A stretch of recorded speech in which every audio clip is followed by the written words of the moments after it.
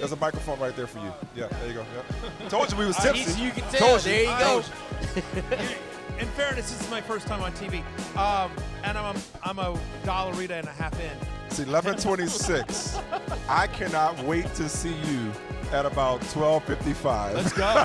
This is number Skip 3. the line. But again, Jay Croucher set the line on Fantasy Football Happy Hour at 4.5 Dollaritas. A lot of money came in on the under. Yeah, and a now lot it's of money. Gonna get crushed. Before you ask They go down your viewer easy. question, I'm just telling you. They're too easy. I was just going to ask, are my words slurring right now? I started talking without my microphone again. I mean, I'm legit buzzed, guys. I'm like, I'm a happy drunk, though. It's good. It's all good. Don't worry, NBC. I promise not to get anyone but myself fired. Fantasy Football Happy Hour with Matthew Berry, served by Applebee's. Welcome to the Fantasy Football Happy Hour. That's right, live from Churchill Downs, because Saturday is the 150th running of the Kentucky Derby. I'm Connor Rogers alongside Matthew Berry, Jay Croucher. At some point of this show, we will be joined by Drew Dinsick of Bet the Edge. Yeah, the Bet the Edge cinematic universe working its way in. Now it's not just the promos that we have to do. Now Drew is coming on. They're slowly taking over the show. Yeah, Drew as he's often referred to, the real reason people listen to Bet the Edge, the actual talent on Bet the Edge, the reason people like Bet the Edge. Drew Dinsick will join us a little bit later. I am the not fired Matthew Berry. I just saw that clip. I don't know how that happened. Survived. I don't know how Churchill Downs in their graciousness invited us back after last year's debacle, but they did. It's very exciting. The 150th running of the Kentucky Derby is this Saturday on NBC and Peacock. Of course, I'm a company man. I remember the very first one, guys. It was amazing, but what this has become over the last 149 years is truly a spectacle. And so thrilled to be here for all of them, of course, but especially broadcasting live today. And Connor Rogers is dressed for the occasion. Yeah, he looks good. He looks great. One day only. And then it's a sliding scale from there. I'm sort of dressed for it. You're not really dressed for it. This is a nice shirt. I think this is fine. It is hot here. I will say this. It's 95 degrees and going up. I like the fact that Connor Rogers, who has perfect eyesight, has glasses like just hanging off like a jacket, like definitely not pretentious or douchey. What is this, Top Gun 3 over here? A mix of that and maybe some Peaky Blinders. Connor Rogers Maverick. Yeah, a little bit. You hear the good news? What is the good news? The Dollarita's back. Oh, I was just about to say, the reason we showed that clip at the very beginning of the show about the Dollaritas is they are back. I feel like Applebee's brought the Dollarita back because they were sick of getting all the angry emails and begging texts from me as well. Dollarita is back for a limited time at Applebee's. It's a margarita for just $1. Don't overthink it. Yeah, simple as that. And I will say this. I mean, as you saw in that clip, they go down easy. They go down easy. Like, you can get, you can feel pretty good for $5. Yes. The Dollarita is back with a vengeance, like John Wick. And I will never forget that show that we did in Philly between segment 3 and 4 and ad break. I'll never forget Matthew Berry turning to me after about $6 Dollarita being like, I think I'm in a bit of trouble here, guys. Yeah. I literally, during a commercial break, I said to Danielle, one of our producers, the great Danielle, I said, I need like some pretzels or something. I got to soak up some of this booze because I'm fading fast. And anyway, the Dollaritas hit hard. They're delicious. Highly recommended. I wish Applebee's wasn't bringing it back for a limited time. I wish it was on the menu forever. But anyway, while they're out there, go get them. Thanks to our friends at Applebee's. We're here. Connor, it's Love-Hate Day. Love-Hate is back. And what better time than after the NFL draft with all this rookie class. So we're not just talking Kentucky Derby, but we'll get there by the end of the show. We're talking love-hate. And, Matthew, we have to start with the quarterback loves, especially since a ton of them were just taken in the top 10 of the draft. Yeah, and I think it's important, by the way, just to talk about love-hate is, again, I'm not saying these guys are going to make my love list at the beginning of the year. This is just based on what their teams did or did not do in the NFL draft. These are players whose fantasy value went up, the loves, or players whose fantasy value went down, the hates, obviously. So just important context there as well. The example I always give is Derrick Henry. Because people are always like, because Connor, you do so much great work prior to the draft. Here's a guy that fits here. Here's a guy that does this. Here's what this guy does well. Here's what this guy doesn't. But the example I always give is Derrick Henry. Derrick Henry coming out of college in 2016 to me was the second best running back in prospect. Only Ezekiel Elliott out of Ohio State was better than Derrick Henry coming out of Bama. But then Derrick Henry goes to Tennessee, which had just signed a huge deal with DeMarco Murray. He spent 2 years behind DeMarco Murray. Right. Like, no fantasy value for Derrick Henry his first 2 years, even though talent-wise, Knew he could play. you knew he could play from the get-go as well. Look, there's some guys enjoying. A lot of big hats, I will say, here at Churchill Downs. On Thurby Day. It's Thurby. Thurby with a TH, because it is Thursday. Yeah, not with an X. Or Almost a Z. 60,000 people are expected today for Thursday as we lead up to the Oaks on Friday, and then, of course, the 150th running of the Kentucky Derby on Saturday. But you mentioned quarterbacks. That's where we start, obviously.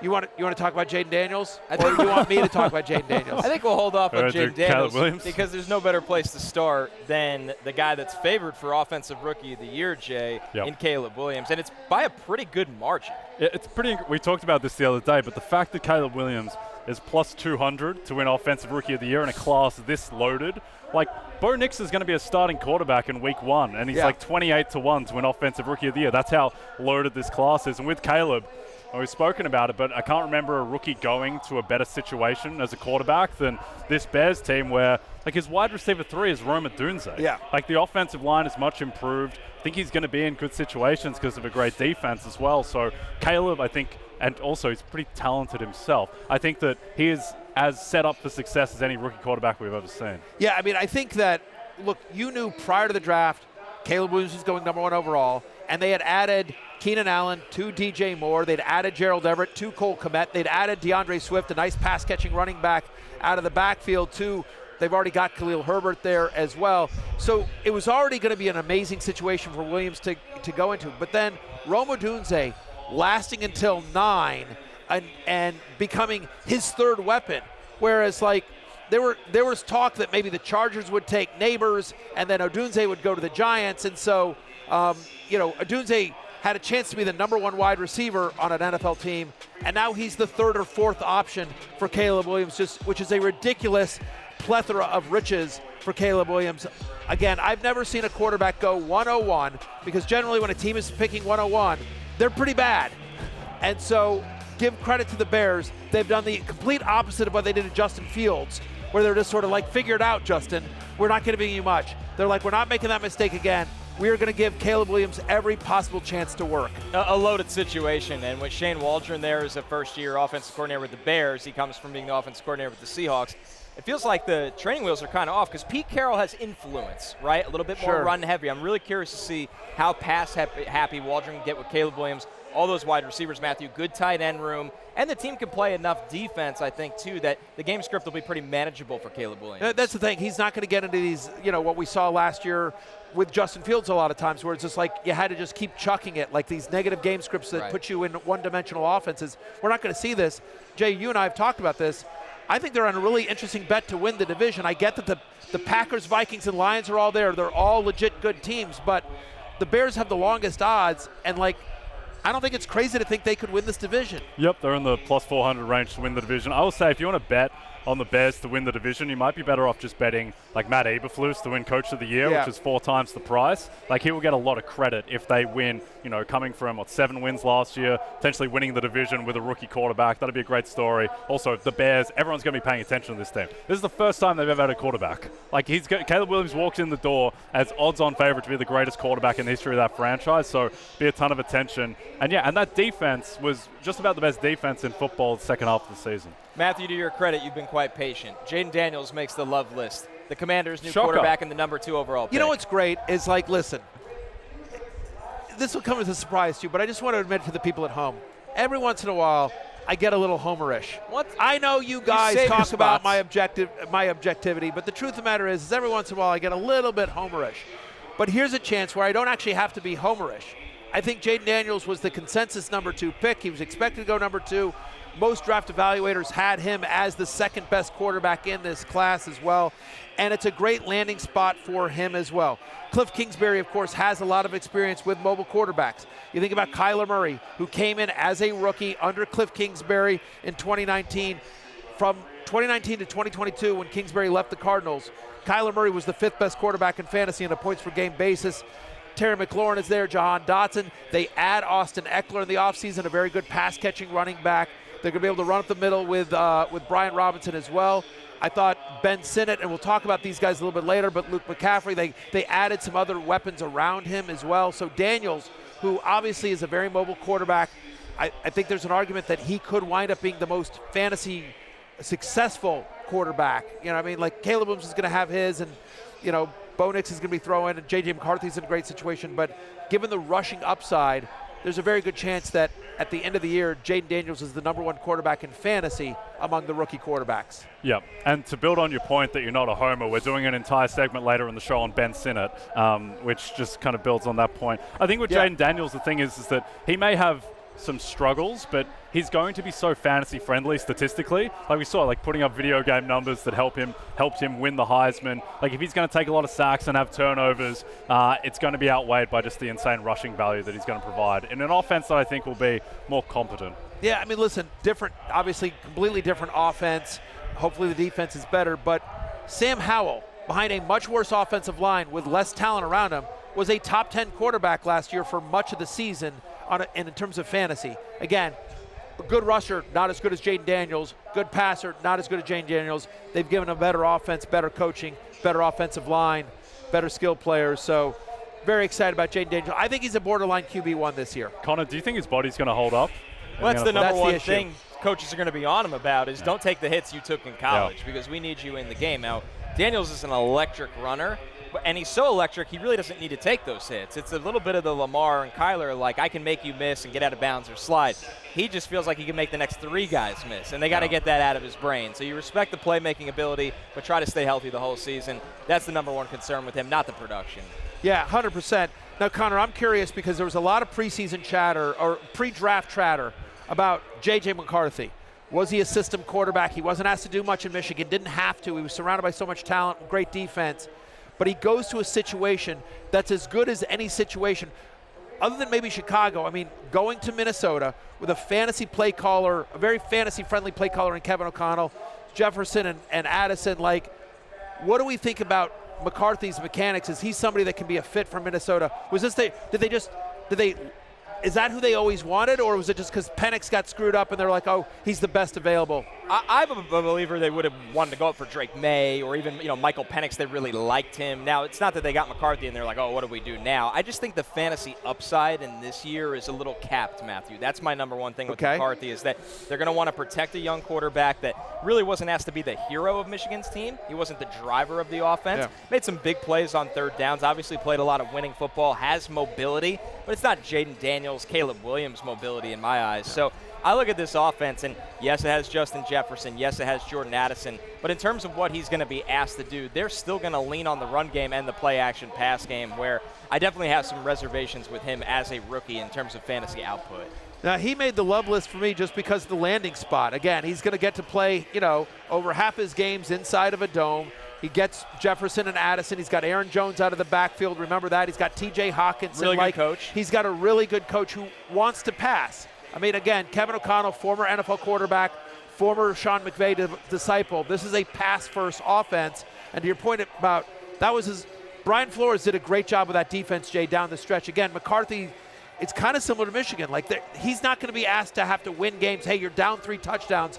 Go out and win it for us. The last thing with McCarthy is that it's not 100% he's going to be the starter. I agree. In week 1. Like, Caleb Williams is definitely going to start. Jayden Daniels is going to start. J.J. McCarthy, is he going to start? Like, I'm not too sure. Like, Sam Darnold is fairly accomplished for a backup quarterback, should have command over that offense. So he may start, but that's not a guarantee.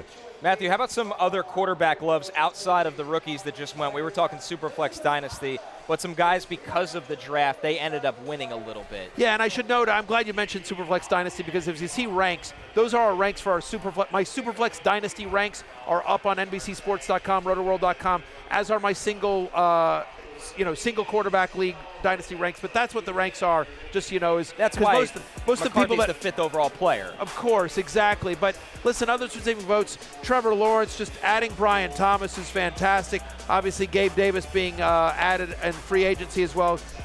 Remember Trevor Lawrence top 6 in deep pass attempts last season. So Brian Thomas a great add there. And Bryce Young, we'll see, but, Xavier Leggett in the first round, they traded up in the first round to go get him.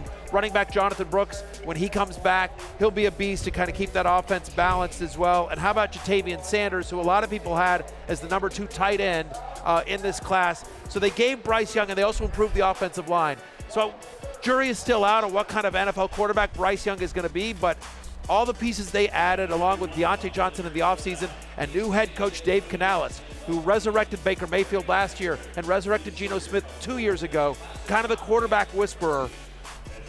Give the Panthers credit. They're doing what they can to make Bryce Young work. Jay, we've been talking about Trevor Lawrence for a long time, and we'll get to the hate list as you see here in just 1 second. Do you think there is some value in Lawrence because he hasn't been what we expected for so long, but now all the pieces look right for a breakout year? I think so, and I think we're still early enough in Lawrence's career where you have to still regress a little bit to the fact that he's like a generational quarterback prospect in the same vein as an Andrew Luck or even a Peyton Manning. So I think that Lawrence still has that MVP type of upside, and he was so banged up all of last year too, where I still project forward that he's going to be an elite quarterback.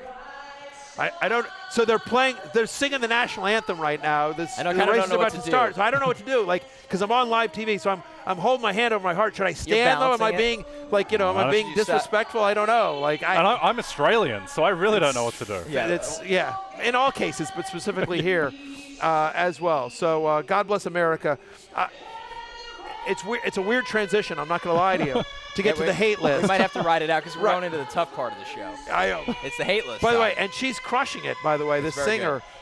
She's doing very well. Everyone here at Churchill Downs, as you can see, is sort of standing up. I don't know if you can see the screens back there. And I actually can't stand because I'm like. You are absolutely wired to the chair. I'm wired to the chair. We will lose you. I'm wired to the chair, which would be bad. But here's what I'll say. As you see right there, everyone is standing at attention. It's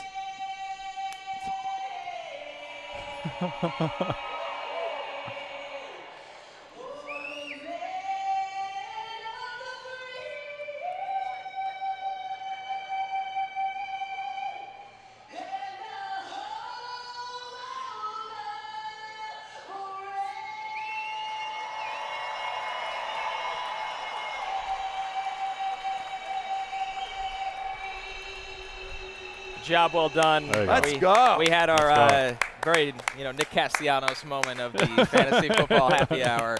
But listen, we're powering through. Let's get into the hate list here, Matthew. Not necessarily quarterbacks that you're lower on them as individuals, but the situation is a little murky. Yeah, look, Justin Herbert makes the hate list here. It was already concerns about him coming into the season, obviously, given the run-heavy nature of what we expect Jim Harbaugh and Greg Roman want to do. But they lose Mike Williams, they lose Keenan Allen.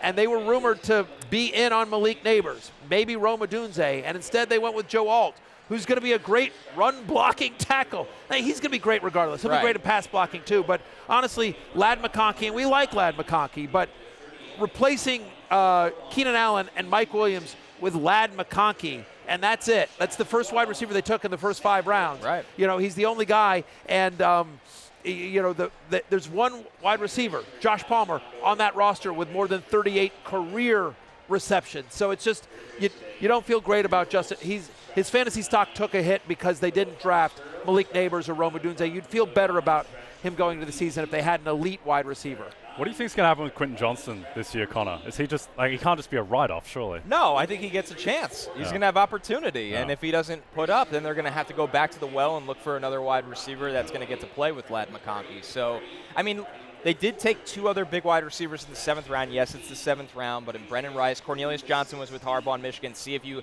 have a dart throw on one of those guys. So it's going to be a lot of opportunity and battle and competition in camp. Either way, but the fact of the matter is there's a reason why Johnson and Rice were available in the 7th round. Exactly. And again, we like McConkey, but he's a slot guy.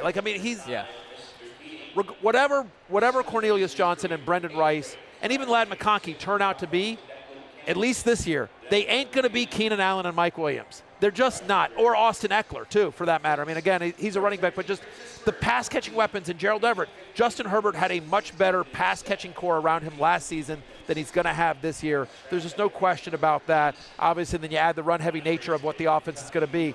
He makes the hate list, as does Michael Penix, who we were very excited about coming into college, coming into the pros, where would he land? Would he be in Denver? Would he be with the Raiders? Would he be in Minnesota? Would they trade up for him? Instead, this has been talked about quite a bit, but he lands in Atlanta, where we're not going to see him for a long time, guys. Right, and Michael Penix was, in my opinion, the most pro-ready of the quarterbacks in this draft, and he's the guy that goes through a situation that he might not play for 2 years. So that's extremely problematic and hard to gauge in fantasy. Yep. I actually don't mind the Penix trade. I don't mind the Penix pick now because I think that everyone's just people forget, like, first-round picks, they bust all the time. Like, yeah, if you take Dallas Turner or whatever, it doesn't guarantee you're going to win the Super Bowl or whatever. If Penix was their guy and they think he's the guy going forward, then just take him. But I understand that, like, fantasy-wise, obviously, it's not a very good landing spot.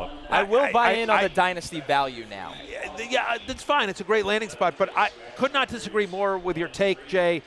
They're built to win now. If you're not built to win now, you don't sign Kirk Cousins to $100 million guaranteed. You know what I mean? Like, get you somebody that can help you to win now. To your point, the value of Michael Penix is that he is pro-ready because he's older. He's an older prospect. By the time you're done with Kirk Cousins' contract, they can't get out of it for 3 years. The earliest they could get out of it without completely crippling their cap is 4 years. So they're stuck with Kirk Cousins for 3 years. And by the way, we like Kirk Cousins. We think Kirk Cousins is a very good quarterback. But they're stuck with Cousins for 3 years. Michael Penix is like 26 or 27 before he takes a snap in the NFL, unless Kirk Cousins suffers a big injury. And I get it, he's coming off the Achilles, so maybe. But it just feels like a poor use of draft capital. Feels like you could have traded down out of that spot. Feels like I don't think anyone thought Michael Penix would not be there. So, I mean, like, why sign the deal? If Michael Penix is your guy, like, hey, let's – yeah. Anyway, we'll have an off-season to debate Michael Penix. Let's jump into the pass catchers and start with the loves, of course. And, Matthew, here we start with Xavier Worthy because, quite frankly, Xavier Worthy could not have gone to a better landing spot. He's got Patrick Mahomes throwing him passes, Andy Reid calling plays for him, both dynasty and redraft, right? Rashee Rice is likely going to be suspended. We know that Travis Kelce is going to have limited snaps this year. Coach Reid literally told me that to my face at the NFL Combine when I did the definitive Andy Reid interview. They do have Hollywood Brown, but he's on a one-year deal. So there's going to be opportunity for Xavier Worthy to make an impact immediately with this team. Yep. And I think Xavier Worthy, he's just going to have weeks where he just doesn't do much at all, but then he's going to have weeks where he wins you your matchup. So also the Rashee Rice element obviously is significant. Don't know if he is going to be facing a suspension. I would guess he's going to miss some time at least. And in those situations, like, and with how much Marquise Brown gets hurt, like, there may be some weeks where Xavier Worthy is wide receiver 1 for Patrick Mahomes. So while Justin Herbert makes the hate list, his newly drafted wide receiver lad McConkey, Matthew, makes the love list because, quite frankly, he gets instant targets on the platter as soon as he walks in the door. Over 300 vacated targets are now available in the Chargers with Keenan Allen and Mike Williams moving on. And, like, yes, they're going to be run heavy. They're still going to throw, right? I mean, like, even if they're the run heaviest team in the NFL, they're still going to attempt more than 20 passes a game. And as you see it there on your screen in terms of the career stats of the Chargers receiving corps, right? I mean, like, Quentin Johnson has 38 receptions overall. Josh Palmer, 143. I mean, Darius Davis is there. Like, the fact of the matter is like, Ladd McConkey, who is, the first wide receiver picked by this new regime.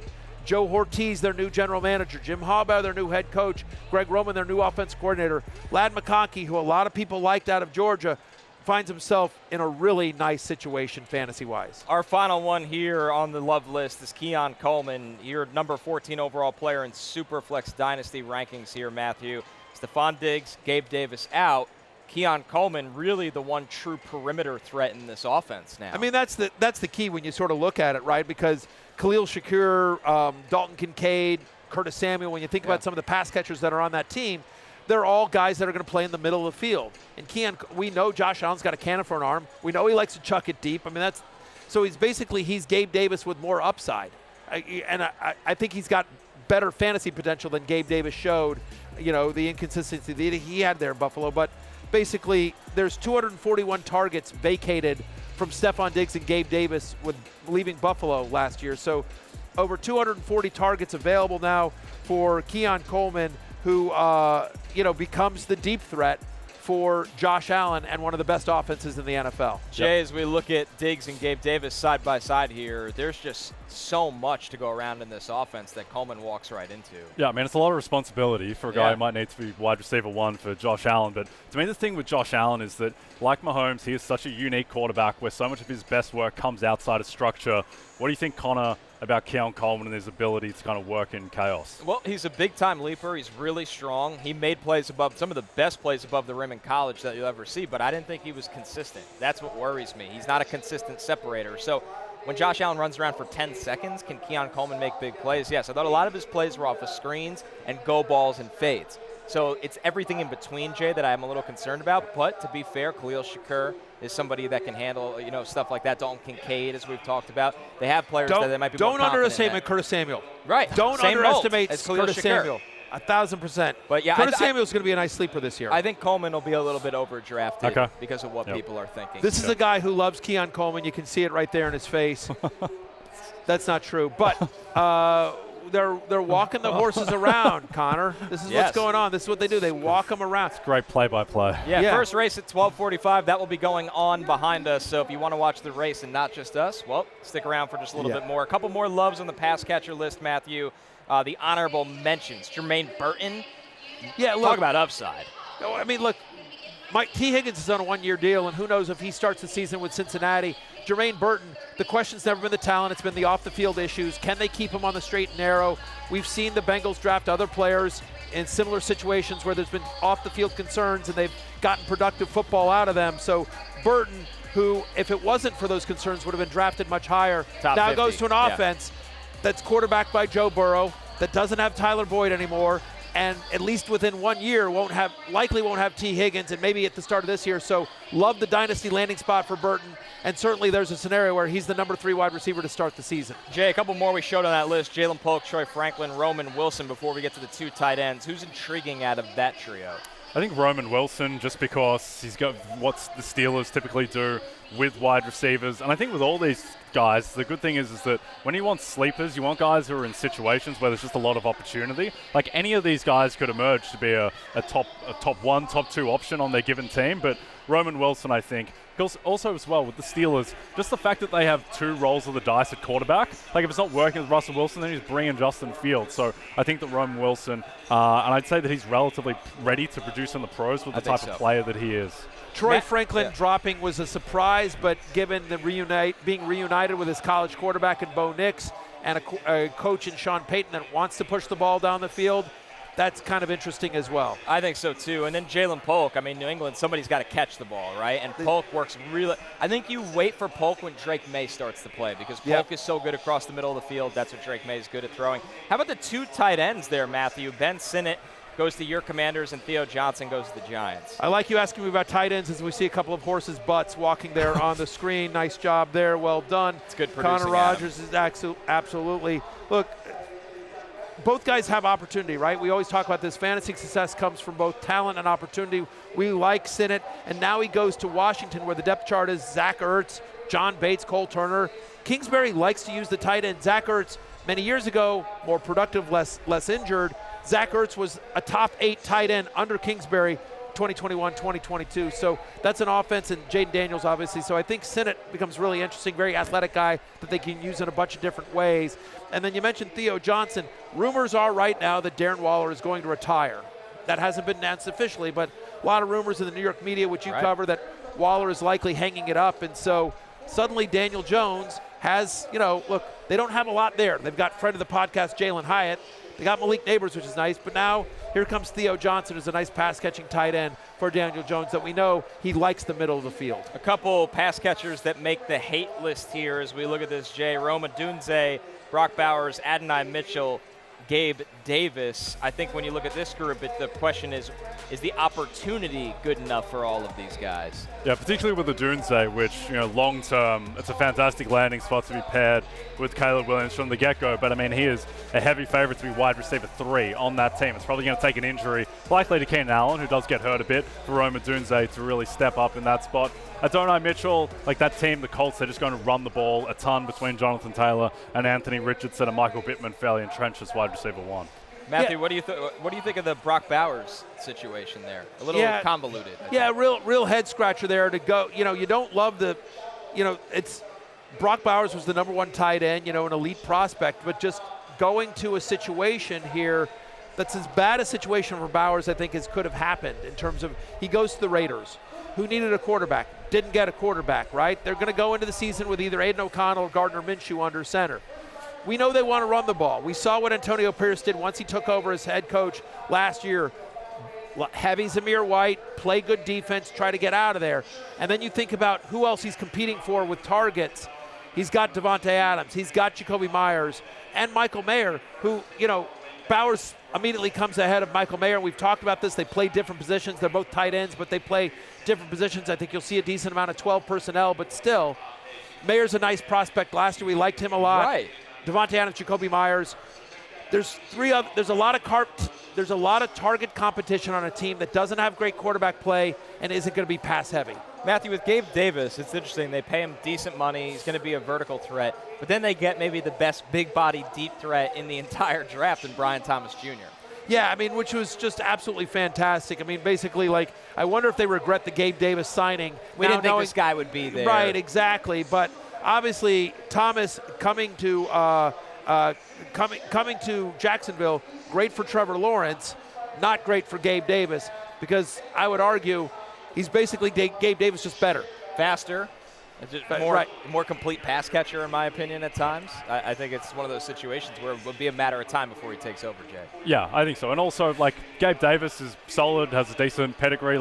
Gabe Davis isn't going to be keeping Brian Thomas Jr. off the field. So, Gabe Davis definitely stocked down. Especially when you've got Christian Kirk, you've got Evan Ingram, you've got ETN. So there's a lot of, listen, it's a pass-friendly offense, but it is certainly one where there's a lot of mouths to feed. So if you have Gabe Davis in Dynasty, and I do, I'm drinking a lot of Dollaritas. When this pick got made, it helps. It definitely helps. But one of the challenges here is that you're hoping that maybe the contract forces him onto the field, because I think eventually talent wins out here with Thomas. Without a doubt. DraftKings Sportsbook is an official sports betting partner of the NBA, and during the playoffs, new customers can bet $5 and pocket $200 in bonus bets instantly. Download the app and use promo code Barry when you sign up. DraftKings Sportsbook, the crown is yours. We're taking our first break. When we're back, love-hate continues with the running backs. Find out which rookies are an injury away from potentially being a league winner this fall. The Fantasy Football Happy Hour live here from Churchill Downs.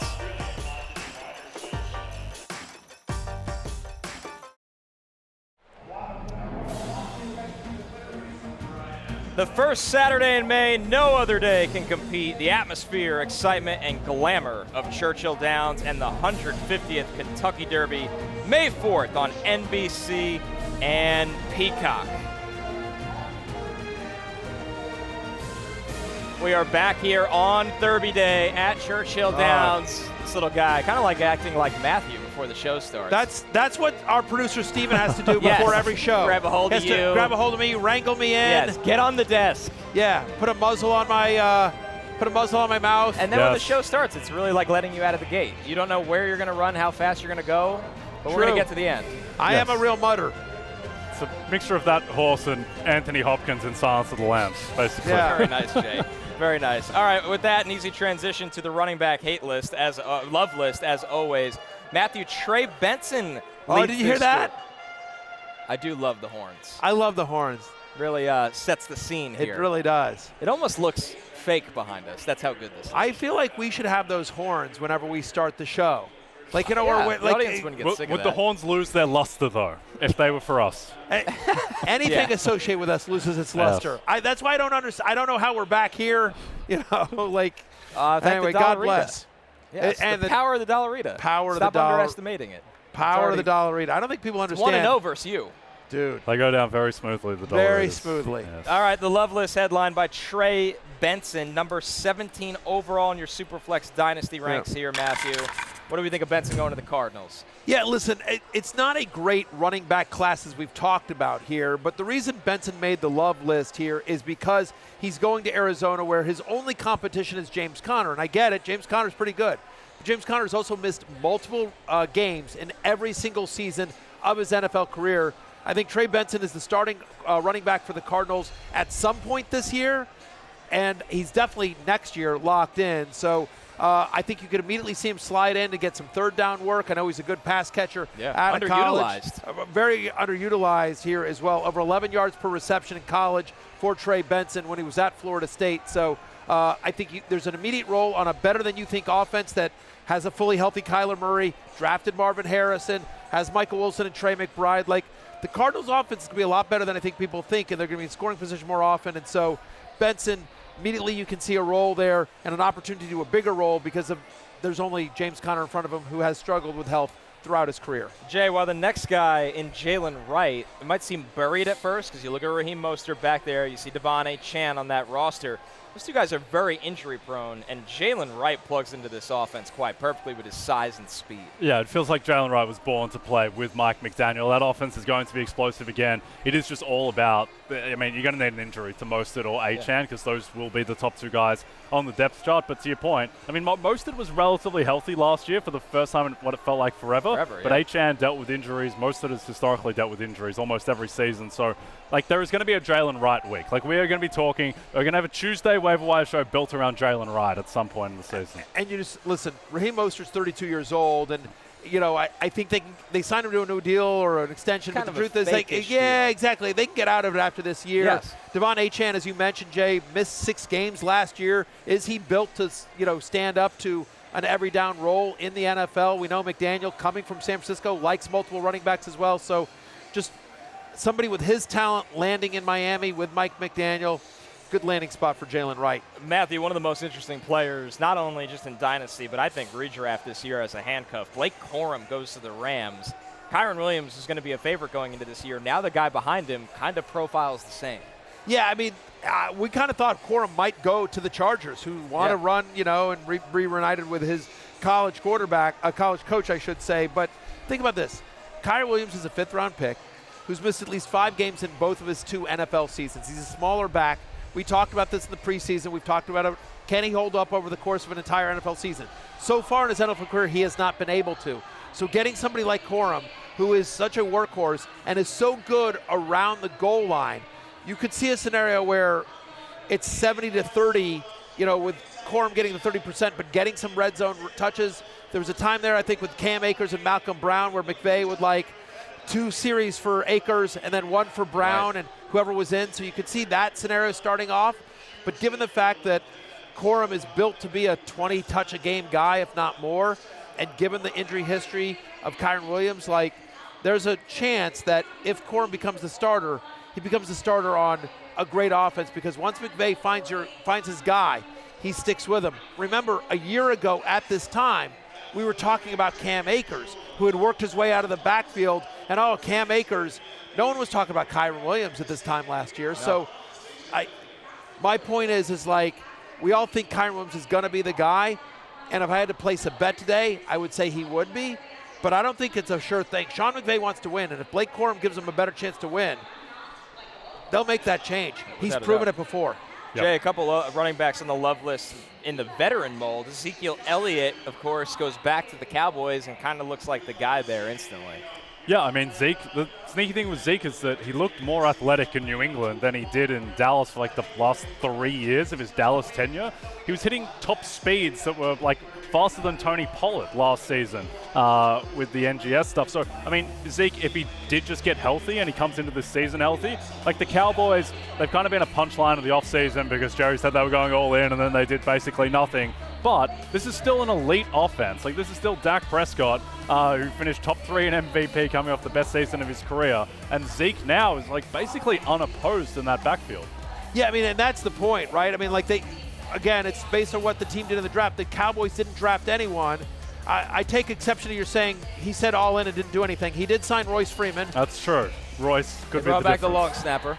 But in all seriousness, to your point about being an elite offense, last year, no team in the NFL had more red zone drives than the Dallas Cowboys. They were also 7th in goal-to-go rush attempts last year. Tony Pollard struggled there, but with his departure to Tennessee, 307 running back touches are now up for grabs, and it's between Zeke, Enrico Dowdle, Deuce Vaughn, Royce Freeman, Ezekiel Elliott, who Mike McCarthy knows, who Jerry Jones knows and loves. He should get the lion's share of that work. He's not going to be exciting. He's probably not going to be efficient. It's probably going to be like 3.3 yards per carry again. But you're going to look up, and he's going to have 20 touches, 80-some-odd yards, a couple of receptions, and a touchdown, like every single week. He's got immediate top 15-ish running back value, and no one's going to be excited to draft him. But massive swing in value from a guy that was sitting on his couch waiting for a job to now the starting running back of the Dallas Cowboys. Matthew, how about Zamir White on this list as well? Because with Zamir White, the Raiders didn't really bring in top competition for him. And when he had to fill in for Josh Jacobs, he was fine in a run-heavy offense. He was more than fine. Over 114 yards from scrimmage and 15.2 fantasy points per game in the 4 starts he made last year. He averaged 23 touches. He proved he could take a big workload. There were some questions going into the draft. Would the Raiders draft a quarterback? Would they draft some running back depth? Seems like they needed both those things. Nope. They drafted a tight end, which they actually already had.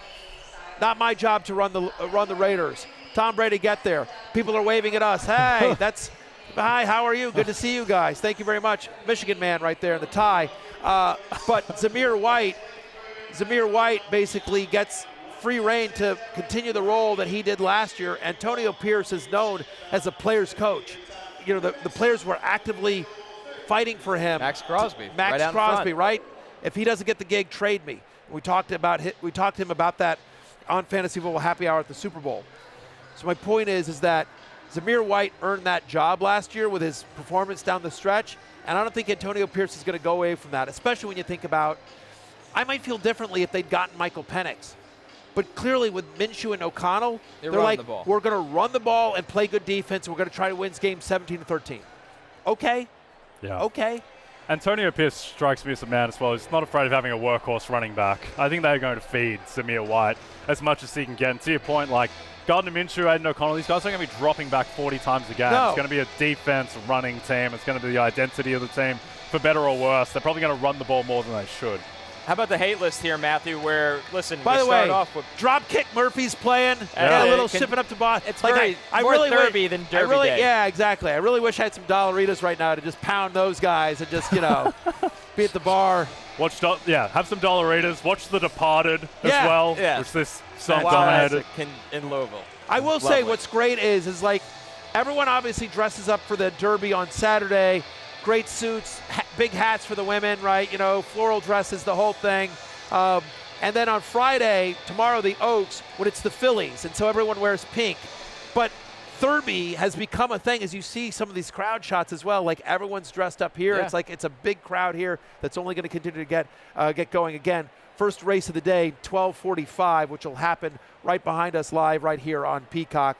Very excited. We can now turn to the hate list, and it's the usual names. Well, Connor. I mean, we talked about the impact on Kyren Williams. And Kyren Williams, obviously, Matthew, is going to headline the hate list today. Look, he was entirely volume-based. Like, he's not an explosive guy, right? This is a guy that needs volume to be fantasy relevant. And with Blake Corum there, who could steal goal line touches or steal work, that's a concern. Corum, of course, had 27 rushing touchdowns in 2023. He is a red zone threat. And then Chuba Hubbard, who looking like, he was sort of the guy down the stretch. And in free agency, when the Panthers didn't add anyone, you're like, oh, maybe he's going to be the guy. But no, Jonathan Brooks will take over this backfield at some point when he's healthy. Dave Canales talking about this at the NFL Combine about how, similar to what he did with Rachaad White in Tampa Bay, he wants to run sort of one guy and be committed to the run. So Brooks, who's just a better player than Chuba Hubbard, feels like Hubbard is somebody whose fantasy value will decrease as the season goes on and Brooks gets healthier.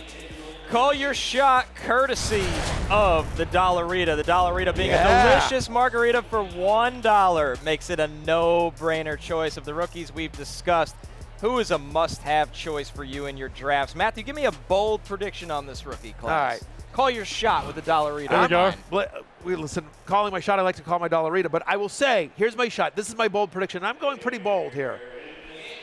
Ben Sinnott, I know him. Rookie tight end of the Washington Commanders, has a better fantasy season this year than the highly touted Brock Bowers. I like better it. quarterback situation, less target competition. Give me Ben Sinnott over Brock Bowers in fantasy points his rookie year. $7 Dollaritas on the Dollarita scale for that one? Boldness? Yeah, that's pretty bold. Yeah, $7 Dollarita. 8.5. Yeah, no, that's a good prediction. Thanks. Mine might be even bolder. I'm going to say that Odunze Mitchell outscores Rome Odunze. And the thought here is just that, one, Odunze Mitchell, I think he's a very high variance player, slid further in the draft than you'd expect. He's going to be a deep threat. His competition is going to be Alec Pierce. Just hasn't happened for Alec Pierce in the NFL. Both of these guys are wide receiver threes, and Keenan Allen and DJ Moore a bit more intimidating than Michael Pittman and Josh Downs. For me, guys, I'm calling my shot and saying Tyrone Tracy takes over the Giants' backfield. It might not be week one. They might lean on the veteran and Motor Singletary, but by the time the season ends, that is Tyrone Tracy's backfield for the New York Giants. I have Tyrone Tracy in a Good Dynasty investment. League. Thanks to you, Connor Rogers. You and I both love him. You turned me on to him. That's pretty good. And I want to turn around and watch this race. Are you hearing this? They're coming down the stretch. One horse is ahead of another horse. There's another horse coming up from behind. Future play-by-play man of horse racing. These Matthew jockeys Berry. are hitting it. Here they come around the corner. It's the 3 and the 5 and the 6 and the 7, and here they come. Yeah, 8, 9, 10, 11. The 3-1 over the 8 and the 10, I think. There comes 11. Yeah. 7 looks sad. 6, what's going on with 6? Oh, boy. 6 had a tough game. The Dollarita is the perfect and inexpensive way to pregame any event or game. For just 50 cents more, you could add mango or strawberry flavors. We're taking one more break when we're back. I have a question for you. Yes. Do you think Mike Tirico heard that and just went to his NBC boss and said, pay me more? Yes. I've just seen what the competition is. My leverage has gone up. Whatever we pay Mike Tirico, it is not enough. If he hasn't yet, well, you heard it right there, Mike Tirico. When we're back, we're still live from Churchill Downs, and that's right, Drew Dinsick is joining us to talk about the actual 150th Kentucky Derby, which will be on Saturday, of course, on NBC and Peacock.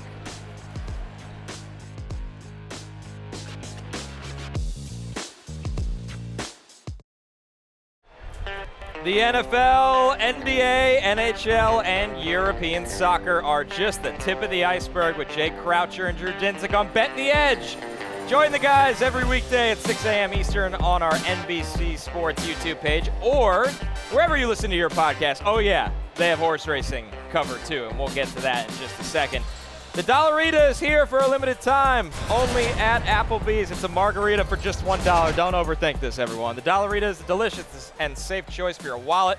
So which horses do you think are good bets to pay from that wallet? Drew Dinsick, welcome to the show. Second year in a row. Second year in a row, Drew Back. Dinsick. So good, we're back for more. Becoming part of the Fantasy Football Happy Hour cinematic universe here. You stop saying that. And I'll You tell really you, love that. And I really Were you ever do. in a movie? I was once before. You don't really talk about Manchester it. by the Sea. Yeah, That's but, enough. and it's, by the way, it's the 5-year anniversary of Avengers Endgame. Go watch it now. But what I want to tell you about is that there was a horse that Drew Dinsick and I loved. We were at the Super Bowl, obviously all of us, but Jay was nowhere to be found. He was drowning in sorrows. I don't know if you remember, but he had a bunch of money on DeMar Hamlin, which he lost in the Rookie of the Year. Yeah. So anyway, true. Drew Dinsick and I, and we found this horse. And by we, I mean Drew. Found this horse, 100-to-1 odds, speakeasy. And so Drew was able to get 100-to-1 odds. And so I took 20% of his bet. We were going to be partners on this horse. And what happened, Drew? He gets scratched. That happens in horse racing. He was an incredible maiden run from him. He beat a heavy favorite in Gulfstream, Todd Pletcher trained horse, and not to be. But that's kind of a common theme. Like, they're really, really being very careful with the elite thoroughbreds now. There's a ton of very conscientious effort to just positive outcomes for these horses, and that was kind of a theme of the Derby last year, as we had the favorite Forte scratch. And what's interesting, carry through to this year, is that the favorite of this race, same owner, Repulse Stables, same trainer, Todd Pletcher. Fierceness kind of stands above the rest of the field, and I would actually kind of look at it and say, outside of that one horse, this is somewhat of a weak field. And so you're seeing even professionals circle around the favorite in this race in Fierceness, who's going to be wearing number 17 on Saturday, and for good reason, because he's had just an outstanding preparation run up here. Basically a no contest in the Florida Derby, Breeders' Cup Juvenile Champion, and he's really quite a horse. Drew, where's our confidence level in Fierceness? How many Dollaritas are we talking here if we had to pony up? Okay, so right now, if you bet $1 you're only going to get 3 if he wins. And in most sports, if you're betting a 3-1 and you get it home, you're pretty stoked. You love that. You're pretty excited. But in horse racing, that's pretty short. There's going to be 20 horses out there. It's going to be a crowded field.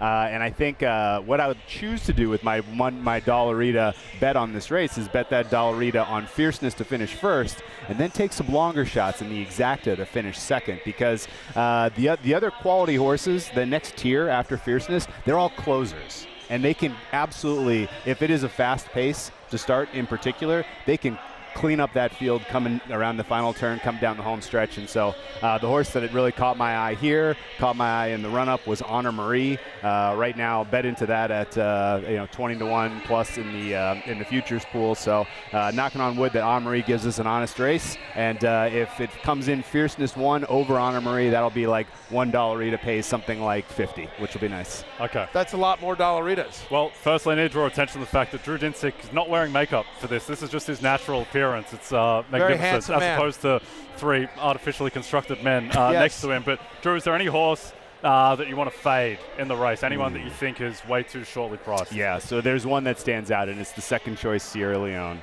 It's an amazing horse, Chad Brown trained, and really just has had a very, very solid run-up. The problem for me is that at 4-1, this horse is a closer. It's going to need things to go right in order to have a chance to win. And frankly, at 4-1, that's not a good enough price for a closer, on top of the fact that we have a problem where where Sierra Leone is going to have to make its way through a 20-horse field in order to get up closer to the front of the race. So Sierra Leone, I'm against. Fierceness, Honor Marie, I'm on. Before we get out of here, Drew, any long shots that you're keeping your eye on? I like Endlessly. Big price right there. No support for Endlessly, and that's another closer that has the potential to hit the board. And that's, again, if you're going with you're trying to construct a big ticket, you need a bomb like that in the 3rd or 4th hole, and Endlessly is going to be my shot. I like that a lot. I'll just tell you this. He won't say it, but I will. Drew Dinsick made a lot of friends last year because he called Mage before the race went off. No one was expecting Mage. I went off at 15-1 last year. Yeah, it was a big number. Thank it was you nice. for that. So here it is. Yeah. Thank you. So anyway, it didn't tell me. But another group text you were left out of. Yes, that was another group text that I was left out of. But we don't have time for the story, but Drew actually made money for Dustin Pedroia and Jacoby Ellsbury at the Derby last year, but not for me. Matthew. No, that's well, all right. They're famous. Ellsbury did well. They're famous or not. Maybe if I could get into a social media picture, Jay, maybe Drew would recognize me more, and he'll give me picks this year. We'll see. Anyway, that music means it's closing time. Dollaritas for everyone. I'm heading to the bar. Yes. That's right. You don't have to go home, but you can't stay here. Stick around for Bet the Edge. Jay Croucher, Connor Rogers, Drew Dinsick. I'm Matthew Berry. Peace out! Hey, it's Matthew Berry from NBCSports.com and RotoWorld.com, and I want to thank you so much for watching whatever it is you just watched, or if nothing else, being too lazy to click out of the autoplay after this video started, after whatever it is you actually wanted to watch finished. But now that you're here, I'd like to take a moment here to ask you respectfully now, okay? I'm asking you respectfully to subscribe to the NFL on NBC YouTube channel. You'll get the latest RotoWorld fantasy news headlines, all sorts of great shows, including my own Fantasy Football Happy Hour. So go subscribe now. Again, I'm asking respectfully.